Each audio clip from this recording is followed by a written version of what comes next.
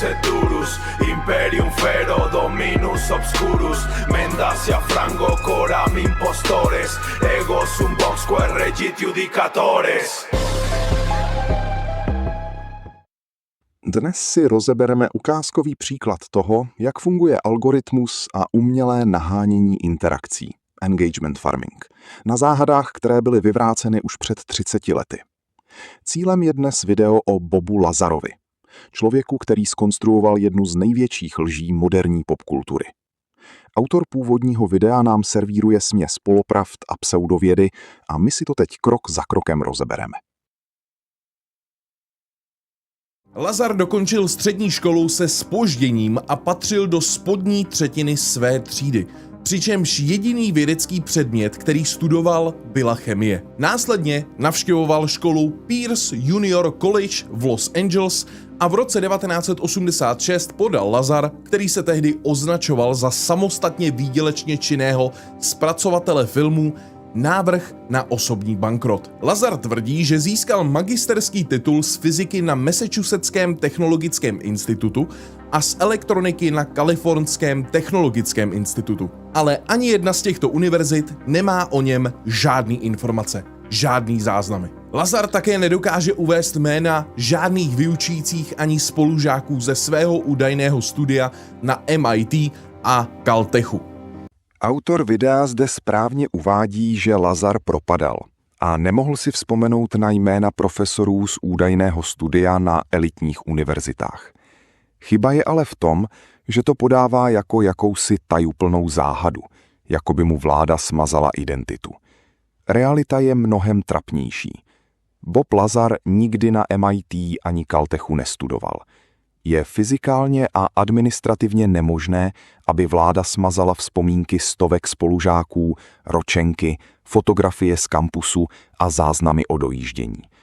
Lazar získal své vzdělání na Pacifica University, což byla takzvaná továrna na diplomy, Diplomamil, instituce prodávající neplatné tituly poštou, která byla později úřady zavřena. V Los Alamos nepracoval jako fyzik, ale jako externí technik opravující radiační detektory, konkrétně přes subdodavatele Kirkmeyer. Dělat z podvodníka oběť vládního spiknutí je první krok k manipulaci diváka.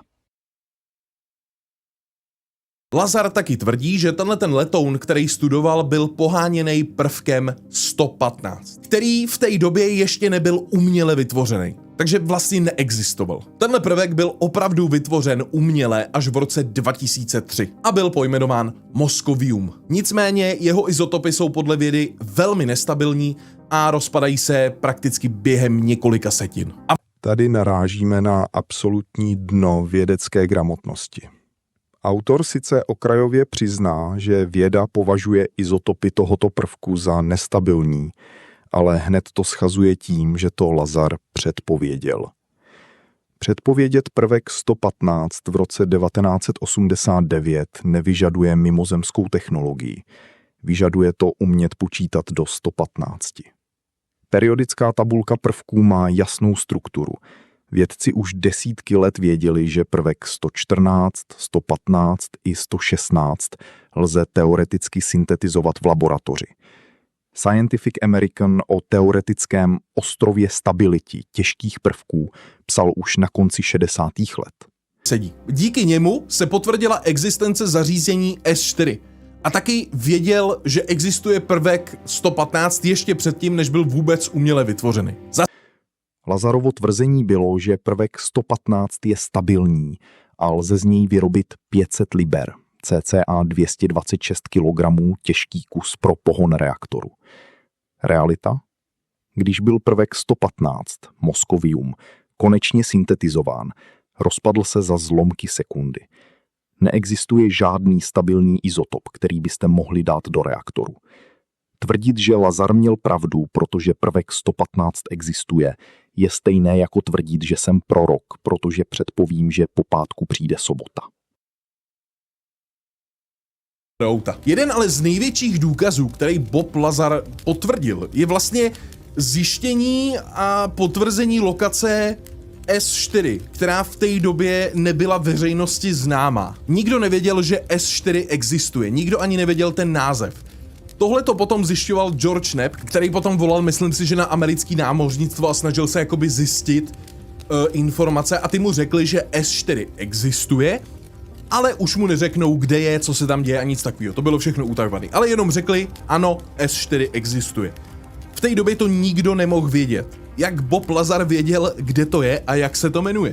To je zvláštní. V dokumentu taky ukazujou tuhletu údajnou fotku hangárů S4, který byly zabudovaný jakoby ve skále a byly designovaný tak, aby nemohli být vidět, ať už satelitem nebo na dálku. Jsou prostě nadizajnovaný tak, že splývají s povrchem té skály. Údajně je na téhletej fotce můžeme vidět. Kde? Přesně tady. Myslíte si, že tam jsou nebo nejsou? Je to zvláštní, ale něco tam vidím. Něco zvláštního tam vidím, ale může to být artefakt JPEGu, nemám úplně tušení. Něco tam ale možná je. Další ale podivný důkaz jsou satelitní fotky téhletý lokace, kde ano, nemůžeme vidět žádný hangáry, ale můžeme v téhletej oblasti, kde se S4 má nacházet, můžeme vidět stopy po pneumatikách. Je tam docela velký provoz nějakých aut. Klasická ukázka toho, jak konspirační teoretici pracují s důkazy.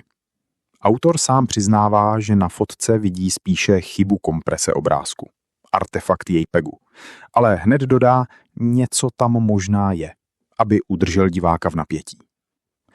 Základna s označením S4, sektor 4, skutečně existovala, ale nešlo o žádný utajený komplex v Papoose Lake.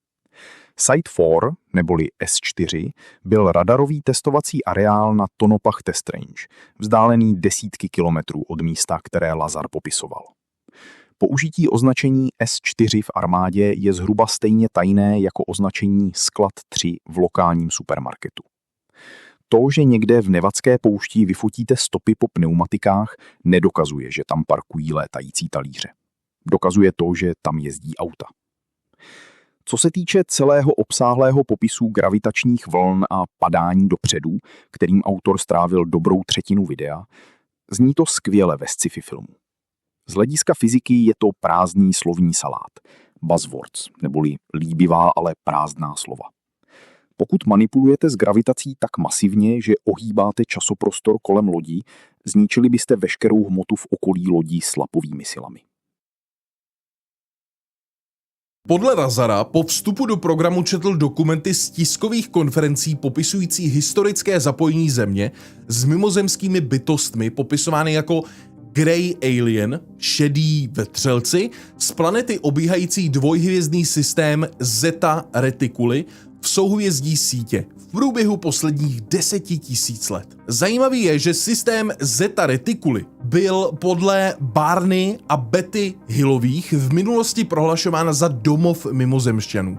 S nimiž se údajně setkali. Barney a Betty Hillových je takovej asi nejznámější příběh únosu UFO.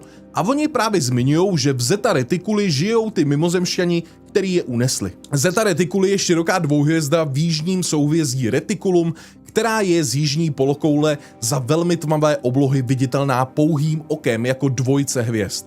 Na základě měření paralaxy se tento systém nachází ve vzdálenosti přibližně 39,3 světelných let od Země. Přičemž obě hvězdy jsou podobné Slunci a mají vlastnosti srovnatelné s naší hvězdou.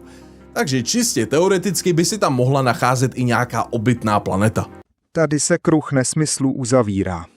Zmínka o Zeta Reticuli pochází z případu Barneyho a Betty Hillových se 60. let. Betty pod vlivem hypnózy nakreslila zhluk teček. Amatérská astronomka Marjorie Fishová pak roky hledala na obloze cokoliv, co by se tomu podobalo, a vybrala Zeta Reticuli. Moderní astronomie to dávno rozmetala jako pareidolii, tendenci lidského mozku hledat vzory v náhodných datech. Lazar tento populární mýtus pouze opsal, protože to v 80. letech letělo. Spoustu lidí mu věří, spoustu lidí mu nevěří. Já jsem tak někde mezi. Nemám prostě tolik informací o tom, abych se rozhodl, jestli se přikláním na tu nevěřící stranu nebo na tu věřící stranu. Ale doporučuji si pustit dokument S4 Bob Lazar Story. Tenhle ten dokument je dostupný na Amazonu, ale ne v České republice, takže si ho musíte obstarat trošičku jinou cestou. Víte, co myslím. A tohle byl ve zkratce v rychlosti takovej ten hlavní příběh Boba Lazara. A pak přijde to nejhorší. Samotný závěr videa. Autor stráví 20 minut obhajováním lží. Vytahuje kriminální minulost Lazara z roku 1990 týkající se napomáhání v prostituci. A přesto nakonec řekne, jsem někde mezi, nemám dost informací. Tohle je absolutní tvůrčí a faktický alibismus.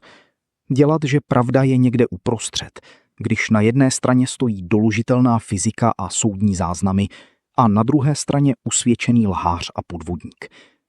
Důvod, proč autor zaujímá tuto střední pozici, je prostý. Nechce si naštvat ani jednu skupinu diváků. Doporučuje film, který využívá generativní AI, jak sám autor přiznává, k tomu, aby vizualizoval něco, co se nikdy nestalo. To není hledání pravdy, to je generování dosahů. Bob Lazar nepřinesl lidstvu mimozemské technologie. Přinesl business model, na kterém desítky let parazitují autoři podcastů a YouTube kanálů. Video, které jsme dnes analyzovali, je jen dalším dílkem v této skládačce dezinformací. Žádný prvek 115 pohánějící létající talíře neexistuje. Žádné tituly z MIT nemá. Nevěřte pohádkám jen proto, že mají pěkný 3D render. Prověřujte zdroje. Momus latissimus. Konec záznamu. Mysleli jste si, že to je všechno? Pojďme si na úplný závěr shrnout jen čistou, selským rozumem uchopitelnou logiku věci. Bob Lazar tvrdí, že má už 30 let schovaný kousek mimozemského prvku 115. Nikdy ho ale nevykopal, aby ho poslal k nezávislé analýze a pomohl tak celému lidstvu. Tvrdí také, že existovalo video z experimentu, kde tento prvek ohýbal světlo. Co se s ním stalo? Bob prý tuto důkazní pásku omylem přemazal epizodou seriálu Golden Girls, Zlatá děvčata. A teď počty. Podle Boba bylo v tajném zařízení zkoumáno celkem 9 mimozemských talířů. Tuto práci mělo údajně na starosti pouhých 22 lidí. Zpětné inženýrství toho nejdůležitějšího, samotného gravitačního pohonu, měli na starosti jen 2 lidé. Jistý Barry na plný úvazek a Bob na částečný úvazek. Fyzik Stanton Friedman k tomu tehdy řekl jednu zásadní věc. Vláda Spojených států by nasadila více lidí i na vývoj obyčejné nové pasti na myši. A jako definitivní tečka, Bob tvrdil, že v této tajné oblasti potkával ruské vědce. Tedy na základně, jejímž naprosto primárním účelem bylo utajovat americké armádní technologie právě před Rusy. Tohle není analýza UFO. Tohle je urážka intelektu diváka. Než vy jim tam sázíte, protože vy jim tam sázíte totální sráče, prostě, který vy serete doma na hajzlu, když se nudíte na notebooku, prostě, jo. Když je 18 večer a vy už chcete jít spát. Vy si to přeberete tak, že prostě nakládáte lidem takový sračky jenom z toho, abyste měli prachy.